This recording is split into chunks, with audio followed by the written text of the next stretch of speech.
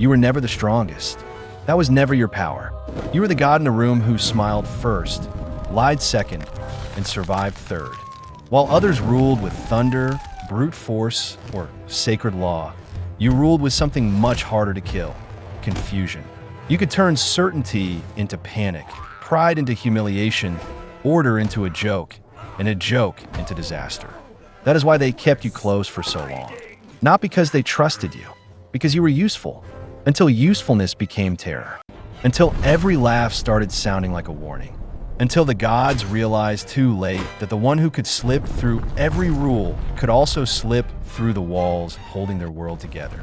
That is your life from the inside, not the story of a simple villain, not the story of a loyal friend, but the life of a mind too sharp to obey, too wounded to belong, and too dangerous to leave half-broken. You were not born to protect the world. You were born to test how much of it could burn before anyone understood what you had done. 1. Born on the wrong side of order. From the beginning, you do not fit cleanly into the world that claims you. You are not born among the shining certainty of the gods. You come from elsewhere, from a people the gods call enemies, from bloodlines tied to frost, wildness, and the older logic of survival. Even when you are welcomed near power, you're never allowed to forget that you were not originally meant to sit beside it. That wound becomes your first education. Other gods inherit belonging. You inherit ambiguity. You learn early what it means to be tolerated instead of trusted. You learn how rooms change when you enter them. You learn the look powerful people give when they enjoy your usefulness but keep one hand near the knife. You learn that charm can buy a few seconds of safety where strength cannot. So you sharpen it. You make language your blade. You make humor your shield. You make unpredictability your home. If they will not grant you stable ground, you will become impossible to pin down. That is how your mind develops: sideways, fast, defensive, restless, always scanning for weakness, for leverage, for the loose stone in the wall. You are not made calm by exclusion. You are made inventive. An invention is dangerous when it grows inside resentment. Still, at first, the gods find you entertaining. There's always a place in powerful courts for someone clever enough to solve problems no one else can solve, especially if that same someone is foolish enough to create some of those problems first. That becomes your rhythm. Cause chaos. Fix chaos. Laugh before anyone decides whether to punish you. It works for longer than it should. 2. The useful disaster. This is the stage of your life people remember too fondly. The trickster phase. The charming nuisance. The god who ruins a situation and then somehow improves it at the last possible second. The one who can talk giants into mistakes, gods into bargains, and disasters into opportunities. This is where your legend still feels playful. Dangerous, yes, but playful. You cut where others hammer. When the gods need someone to cheat a cheat, outweed a brute, or find a path through a contradiction, you become indispensable. You're the loophole they pretend to despise and immediately reach for when the walls start closing in. Your intelligence is not orderly. That is exactly why it works. Rules are easiest to break for the one who never worshipped them. And for a while, everyone profits from that. Treasures are won. Impossible situations are escaped. Pride is protected. Enemies are embarrassed. The gods roll their eyes at you, threaten you, insult you, and then call you again the next time their clean solutions fail. You become the emergency exit with a pulse.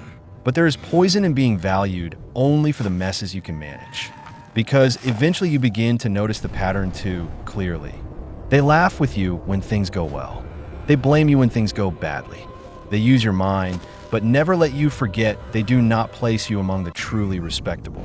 That is the slow corrosion at the center of this stage.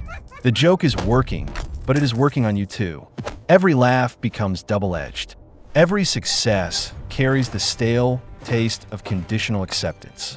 You are welcome exactly as long as you remain profitable and amusing.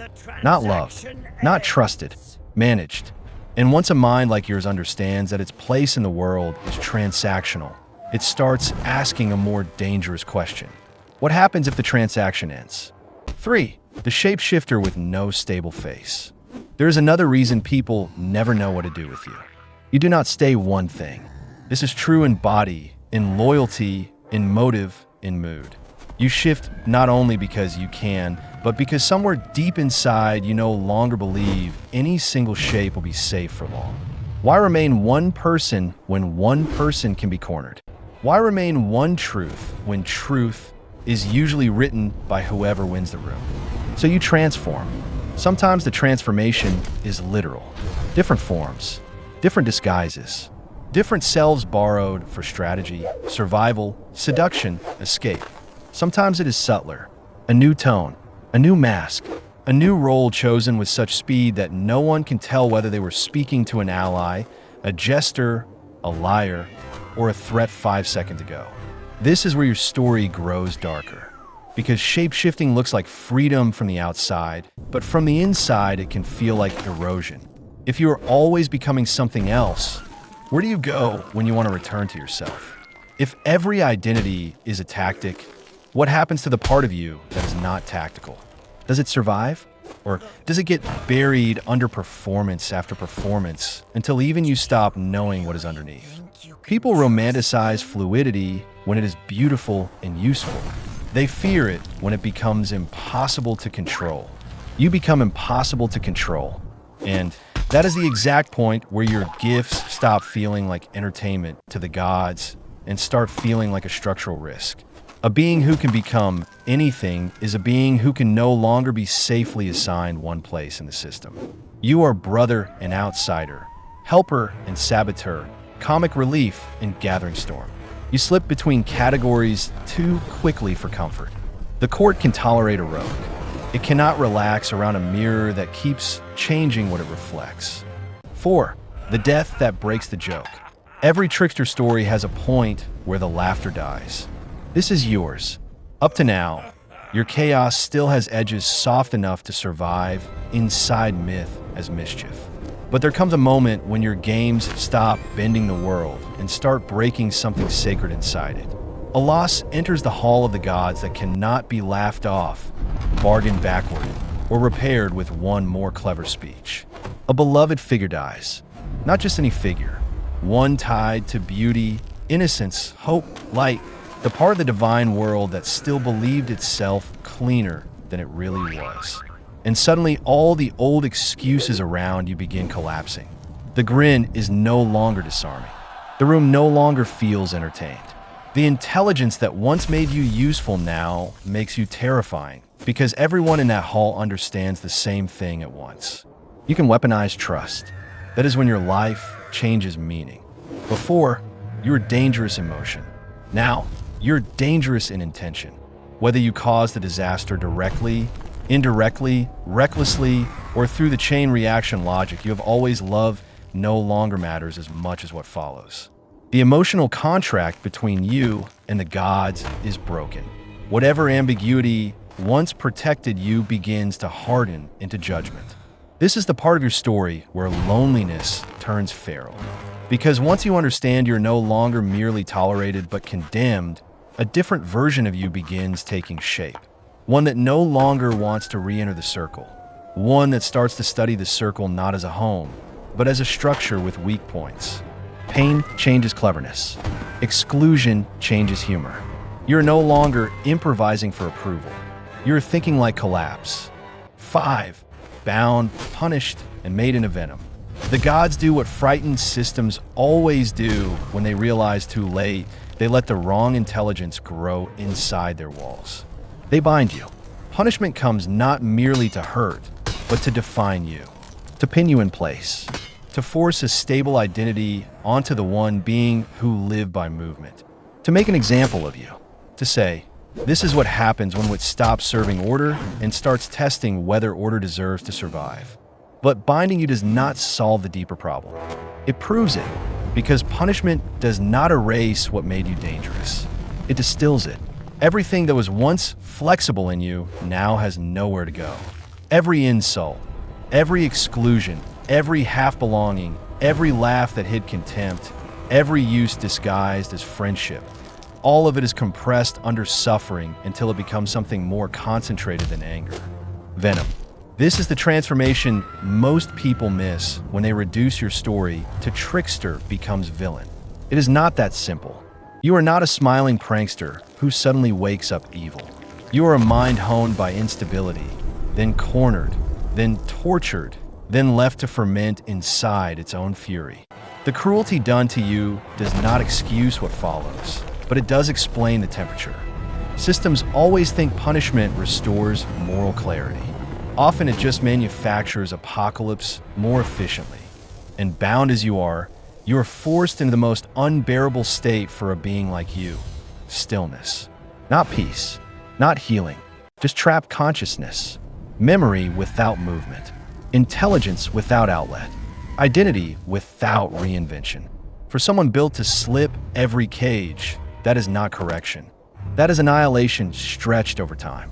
No wonder what grows inside you afterward is no longer mischief. It is the will to see the whole structure scream. 6. The trickster who broke the world. By the time the end comes, your story no longer belongs to comedy. It belongs to inevitability. All the old threads converge here. The outsider blood, the unstable belonging, the useful intelligence, the changing face, the sacred loss, the punishment that sharpened pain into hatred. What once looked like disconnected episodes now reveals itself as a single long arc toward rupture. And when rupture finally arrives, it is not small. This is what people misunderstand most about the end of your life.